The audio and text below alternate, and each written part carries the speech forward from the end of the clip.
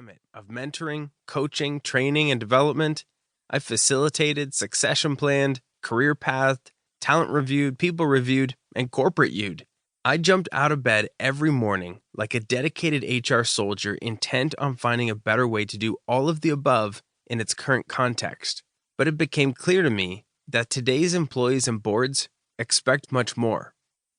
As difficult as it is for many of us in the human resources profession to admit, We have rescoped, reanalyzed, re-engineered, and even gone as far as to retitle ourselves in an effort to build a better HR mousetrap. What has become obvious over time, as we've attempted these reinventions, is that we're constantly trying to fix things that don't work as well as we'd like them to.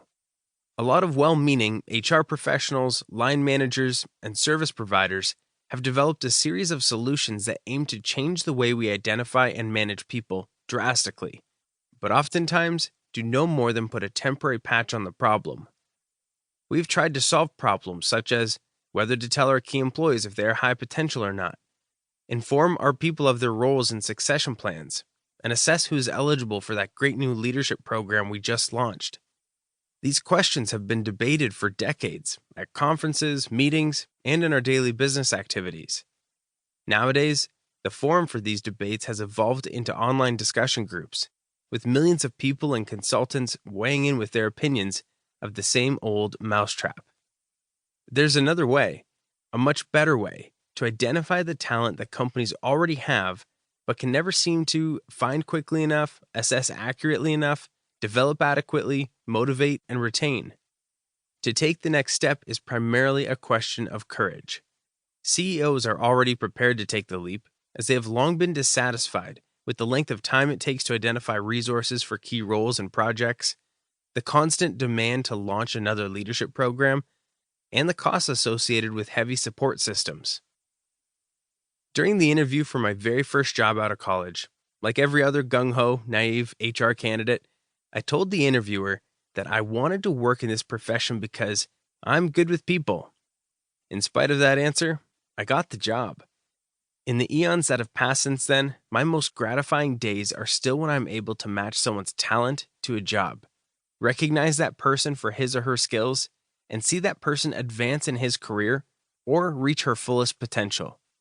If I could have that kind of impact on even more individuals with a direct impact on operational performance, I would be closer to the dreams I had when I first began my career.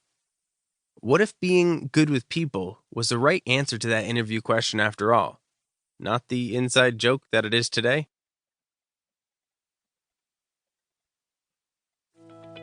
Chapter 1: Tags That Talk. I couldn't believe what I was hearing. After years of developing the latest and greatest HR information system and working daily to get people to use it, we still were not getting the data we needed. This realization became obvious yet again one day while in a monthly meeting with the top HR professionals of a Fortune 500 company with more than 100,000 employees. The discussion had just turned to some excellent news for the business, and the staffing headache this latest milestone was causing. I'm thrilled to report that we have recently won several top money contracts in Brazil, announced the chief HR officer. Unfortunately, getting qualified labor to staff the projects will be very difficult. We've got quite a large staff in Brazil already, but finding people to take on some of these jobs will be very difficult. Now, I was aware that this organization had spent more than $20 million on its sophisticated HR information system, HRIS, and that what was spent didn't include an equal amount or more spent on running costs, deployment, communications, and upgrades over the years. I also knew they had a structured succession planning and talent identification process in place. So it seemed strange to me that they wouldn't have already had some qualified individuals inside the company to staff these contracts. I wondered if the CEO was aware of this lack of return on his investment, so I asked an obvious question.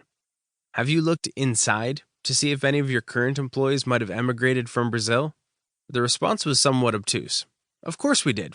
We only found 3 people inside the company who speak Portuguese. How did you determine that? I asked. Well, we looked at our people database, and that's what came out.